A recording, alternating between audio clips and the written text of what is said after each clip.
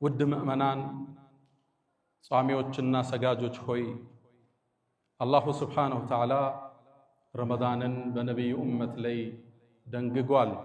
በቀደምቶቹ ላይ እንደደነገገው ሁሉ ረመዳን ሲገባ ፍጥረተ ዓለሙ እንደሚለወጥ ዳሰናል። የጀነት በሮች ይከፈታሉ፣ የጀሃነም በሮች ይዘጋሉ፣ ሸይጣናት ይጠፈራሉ፣ መላእክት ከሰማይ ወደ ምድር ይወርዳሉ። ተነዘሉል መላኢከቱ ወሩሑ ፊሃ። መልታይ ዩኒቨርስ የምንለው ዓለም ግዙፍ የሆነ ለውጥ የሚያከስትበት ወር ረመዳን ይባላል። ወሩ ልዩ ነው፣ ደማቅ ነው። ከምድር በተሻለ መልኩ ሰማይ ላይ ግዙፍ ለውጦች የሚከሰቱበት ወር ረመዳን ይባላል። እሱ ወር ውስጥ አላህ ከቶናል፣ እንድንደርስ ያደረሰን የፈቀደ ጌታ የተመሰገነ ይሁን። አልሐምዱሊላህ ረቢል ዓለሚን። ነገር ግን ረመዳን አላህ ባሮቹ ላይ ደንግጎታል። ለምን ደነገገው? ሚስጥሩ ምንድን ነው?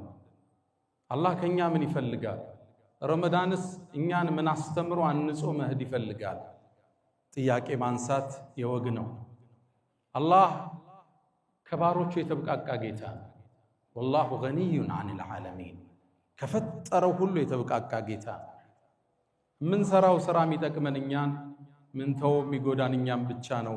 ኢን አሕሰንቱም መልካም ብትሰሩ አሕሰንቱም ሊአንፉሲኩም ለራሳችሁ ይለናል። ወይን አሳእቱም መጥፎ ብትሰሩ በራሳችሁ። መጾም ጥቅሙ ለባሪያው እንጂ ለአላህ አይደለም። አላህ አዋጅ አውጇል። ያ አዩሃ ናስ እናንተ የሰው ልጆች ሆይ አንቱሙል ፉቀራኡ ኢለላህ እናንተ ወደ አላህ ከጃይ ድሆች ናችሁ። ወላሁ ሁወል ገኒዩል ሐሚድ ምስጉኖ የተብቃቃው አላህ። ከኛ ጾም እሱ አይፈልግም። ዒባዳችንም ይጨምርለት ወንጀላችንም ይቀንስበት ነገር የለም። ሐዲሰል ቁድስዬ ላይ ለዛ ነው እናንተ ባሮቼ ሆይ እናንተ እኮ ሁላችሁም ሰዎችም ሆኖ አጋንንት በአጠቃላይ አላህን በጣም እንደሚፈራ አንድ ባሪያ አይነት ልብ ቢኖራችሁ ከስልጣን የምትጨምሩት የለም ይላል። እንዲሁም ሁላችሁ አላህን በጣም እንደሚያምፅ ሰው ልቦና ብትይዙ ከስልጣን የሚያጎለው የለም ይላል። ታዲያ መራባችን ሚስጥሩ ምንድን ነው? ረመዳንን ለምን ደነገገው?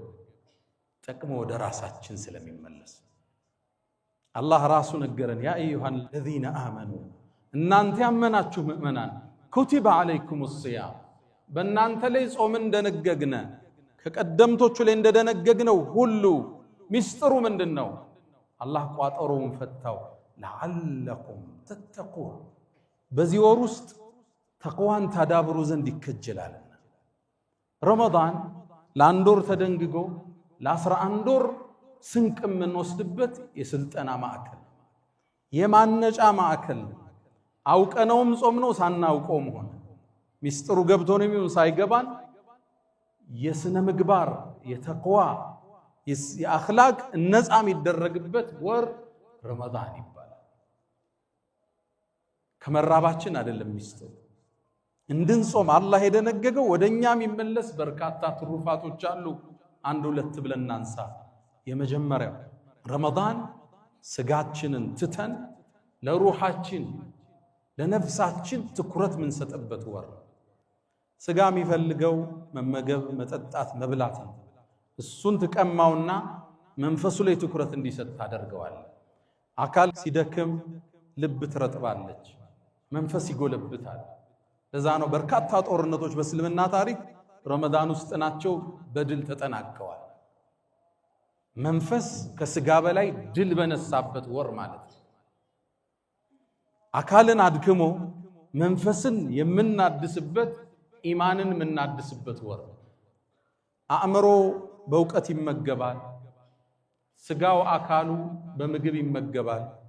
ሩህ ደግሞ ኢማን ነው ምግቧ። የኢማን ስንቅ የምናዳብርበት የተለየ ወር ነው ረመዳን ማለት።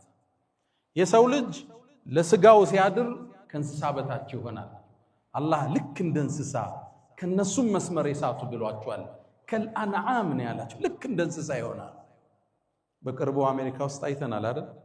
የጄፍሪ ኤፕስተን ፋይሎች የዓለም ታላላቅ ባለሀብቶች መልቲ ቢሊዮነሮች ፕሬዝዳንቶች ሀብቱ ጥግ ደርሶባቸው ምቾቱ የህፃናት ስጋ ሲበሉ ነው።